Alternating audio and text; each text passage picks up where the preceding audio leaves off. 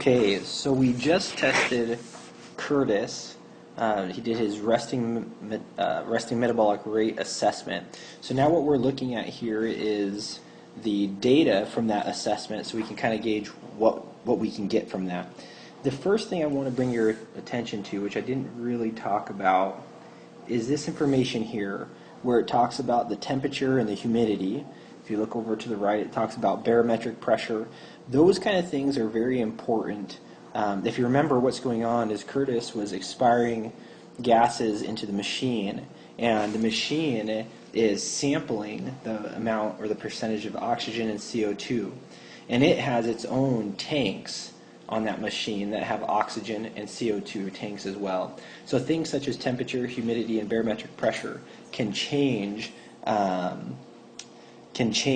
what's going on with those tanks and those gases. So entering that information is really important just to maintain accuracy of the assessment. But when we get down to the values that we've actually measured, let's look at the bottom half of this page. Okay, first thing that we see is we see the time.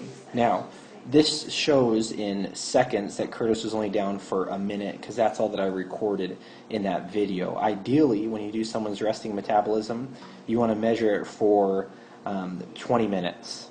Ideally, it's 20 minutes to get a true resting metabolism. So we only did about a minute, just for education purposes. And then next, we see VO2.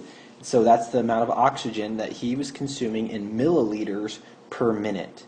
Now, the most standard method to have this unit in is in this one right next to it, which is milliliters of oxygen per kilogram of body weight per minute. The reason that is the form that we use is it allows us to compare people of different body weights. If you just do milliliters a minute and you're comparing someone that weighs 100 pounds versus someone who weighs 200 pounds, it's not a fair comparison. People that are bigger, they consume more oxygen just because of the fact that they're bigger. So because of that, this is the real value that we're looking at when we look at measuring someone's resting metabolic rate. Now, this is Curtis's data, and it was all over the place. 4.4, 7.1, 4.0, 2.0.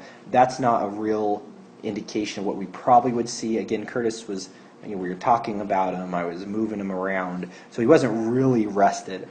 Typically, a resting metabolism is about 3.5 milliliters of oxygen per kilogram of body weight per minute. That's the average resting metabolism. Okay, so that's the real number that we're looking at, is that one, and then the other number is right here. This says RQ. That stands for respiratory quotient, or you might also see it expressed as the respiratory exchange ratio.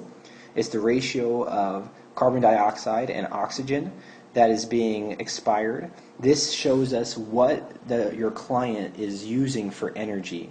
They're either using fats or they're using carbohydrates. Very little protein, either fats or carbohydrate. Well, the RQ, if someone is fasted, which Curtis actually wasn't fasted, he came in the morning to help us out to do this video, but if they were fasted, it should be anywhere, here we're going to talk about this number right here, on a scale of 0.7 all the way to 1.0.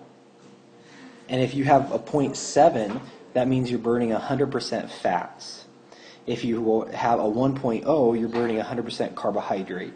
This is important because it helps decide how we get someone's 24-hour energy expenditure. Now, you see that he has 1.1, 1.2. Well, that's because he wasn't fasted. He might have been hyperventilating a little bit because we were talking about him. But typically, a fasted number, you'd see a probably 0.8, about that, 0.8. So his numbers are very high. So this is the data, and then what do you do with it? Well, some machines will actually just calculate and do some math for you, and will say, hey, here's the total 24-hour energy expenditure. This one did, but I crossed it off over here. The first thing that you want to do is you want to pick, you would take an average of the time that he has been down. Now, again, his numbers aren't where they really need to be, because he wasn't really resting. We'll take, let's see here, let me get a new page here. Let's say that he was right at 3.5 like he was supposed to be. Okay? Now what we want to do is we want to get that into liters per minute. You want to convert milliliters per kilogram per minute. That's what this is. Mils per kilogram per minute. You want to convert it to liters per minute. Okay, so the first thing that we're going to do, I better get my calculator out here, is you need to divide by 1,000. That I don't really need my calculator for, but I'm going to get it out because I will in a second. Okay, so 3.5 divided by 1,000. And then, what's Curtis's body weight? It's the body weight, you see it right there. Oop, I drew over it. 78 kilograms. And then you're going to multiply that by 78. Okay, so we can divide by 1,000, multiply by 78 kilograms, and what that gives us is 0.273 liters of oxygen per minute.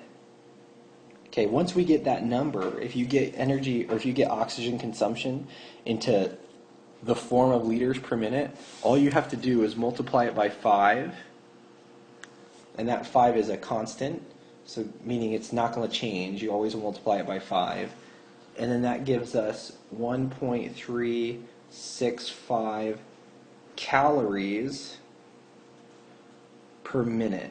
That's how many calories that he's actually burning per minute. Well, once we get calories per minute, all we need to do is multiply that by the number of minutes per day. So I'm going to multiply that by 60 minutes in an hour times 24 hours in a day. And based off this information, Curtis's resting metabolism is 1,965.6 calories that he is burning completely at rest over the course of the day. So that number would change a little bit if that respiratory exchange ratio either went up or went down, but that's a pretty close estimate. So that's how you measure someone's, or that's what you do with the data that you get from the respiratory exchange ratio, or from the resting metabolism.